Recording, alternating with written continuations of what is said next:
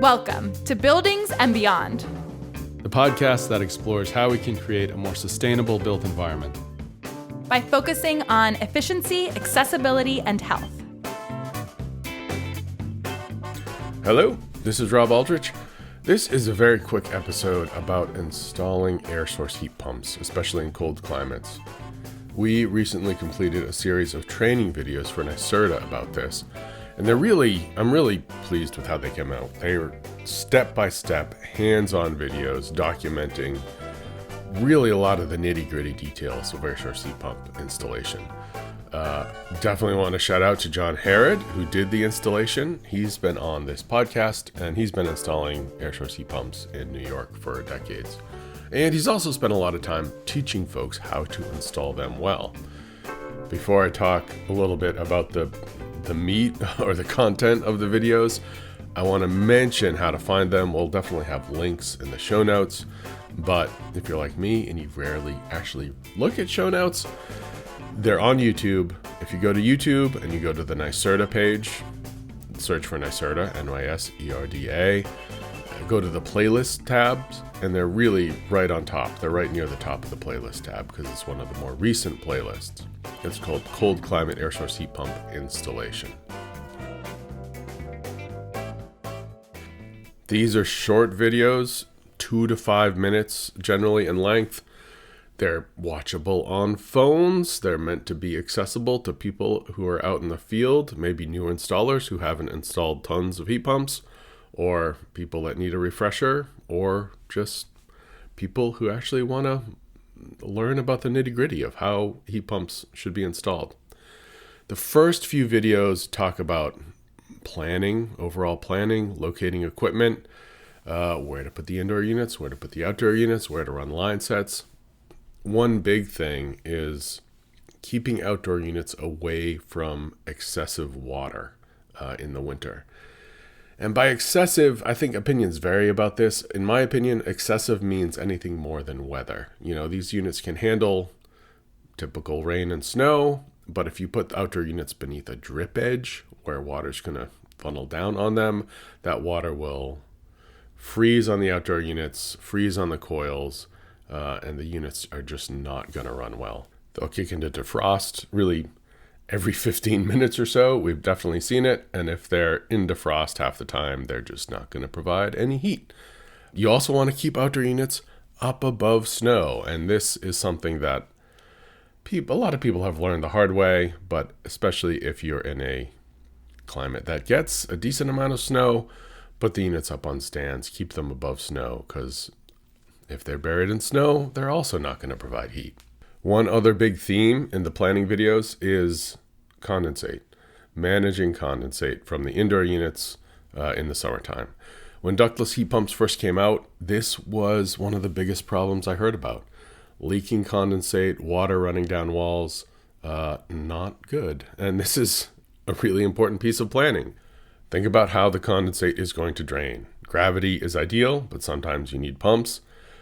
And gravity drains need to be sloped. These videos show a ductless head on an outdoor wall, and Jon was really careful to keep the condensate drains below the refrigerant lines to make sure the drainage wasn't interrupted.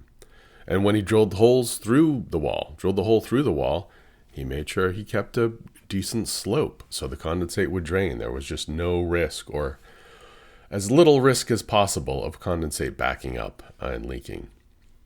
So these first 6 videos cover lots of these items about planning, locating the equipment, and getting the key components installed. The next 5 videos talk about connecting everything, making sure there are no refrigerant leaks, and properly charging the equipment. Making flare fittings is a huge piece of this. Most, if not all of the residential equipment I see, they have flare fittings on the indoor units and the outdoor units. If listeners aren't familiar with what flare fittings are, they're a type of compression fitting. I would refer you to the videos to take a look. A picture or a video is worth 1,000 words here. I've talked to really quite a few contractors about this, and I've gotten a lot of different answers about how to deal with flare fittings most reliably. I've seen reports, I've seen studies that flare fittings are the biggest cause of one of the biggest causes of refrigerant leaks. And I've had contractors really take issue with that and say, no, God, no. I mean, bad flare fittings maybe are the cause of leaks, but flare fittings, if you do them right, they're one of the most reliable methods to make connections. Many people have told me that powered automated flare tools have become very reliable, and Jon is in that camp.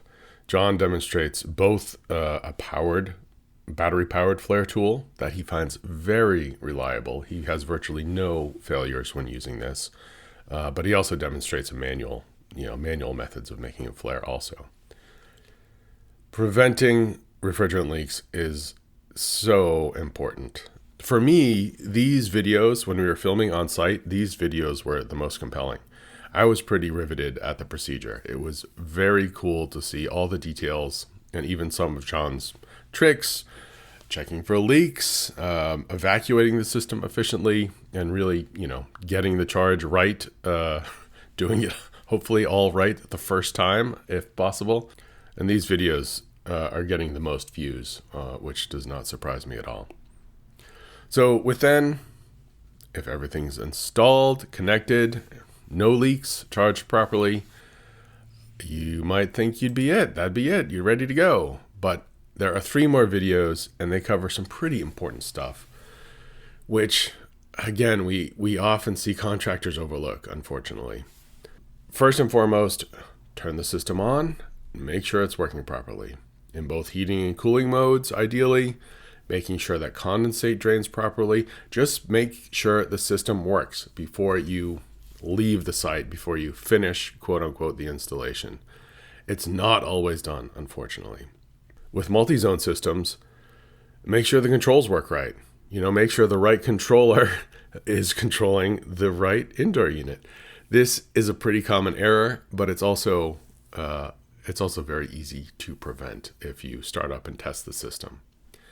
And related to this is customer handoff. And this, of course, varies with who the customer is or the client is.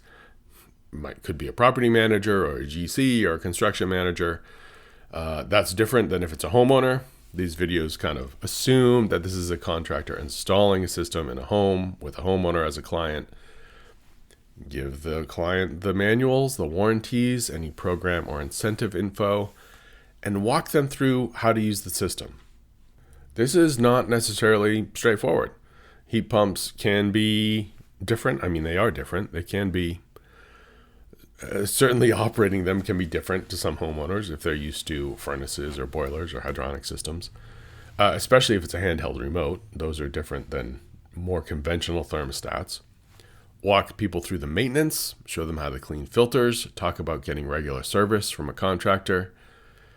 This last video gets into operation and maintenance. And big picture, when I think about getting good performance from air source heat pumps, and you can get great performance from air source heat pumps. Inverter air source heat pumps in cold climates are just one of the best systems to use, but you got to get it right.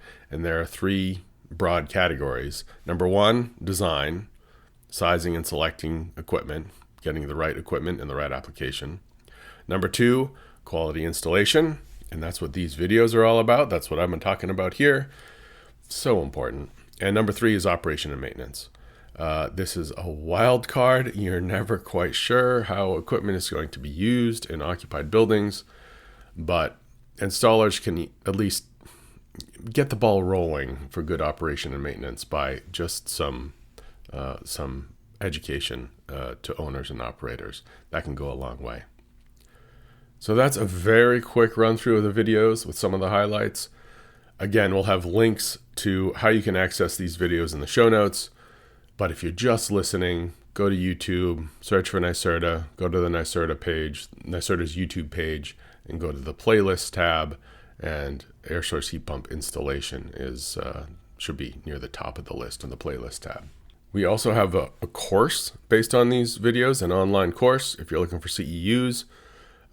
Again, we'll have links in the show notes. The course is free to people in New York State, residents or workers in New York State. Otherwise, it's $65 if you're not in New York State. The course is an hour and a quarter, and it's approved for NATE, BPI, AIA, New York State PE, and ResNet CEUs. If you're interested in air source heat pump design and equipment selection, we have a much larger course on our SWA Academy learning management system. This is 5 or 6 hours. It's, again, short videos, 70-some short videos, so you can go through it at your own pace. It really digs into the whole process of getting good performance from air source heat pumps. And design and equipment selection is the biggest chunk of that in that course. There is a fee for this course, unlike the NYSERDA videos, but we are now having a summer promo. If you use the code SUMMER2025, you can get 25% off of these courses until the end of August. You get access to the course for a full year. You don't have to watch it by the end of August, but you just have to sign up by the end of August. But more than these courses, I encourage people to check out the installation videos we did for NYSERDA. I was really pleased with how they turned out. I learned a lot. I've gotten good feedback from them. They're free and available on YouTube. Go to NYSERDA's YouTube page, click on playlists, and cold climate air source heat pump installation should be right near the top. Thank you for listening. If you've listened to the podcast in the past, you might have noticed we have not released any episodes in a while. This is unfortunate. It's frustrating. Our podcast team has been shuffled around and gotten stretched pretty thin, but we do hope to get back into the swing of putting out content more regularly, more meaty content. I really enjoy the podcast, talking to people about just interesting building topics. So hopefully we'll get back into the swing of that in the not too distant future. Go to swinter.com/podcast for show notes. That's swinter.com/podcast. Thanks.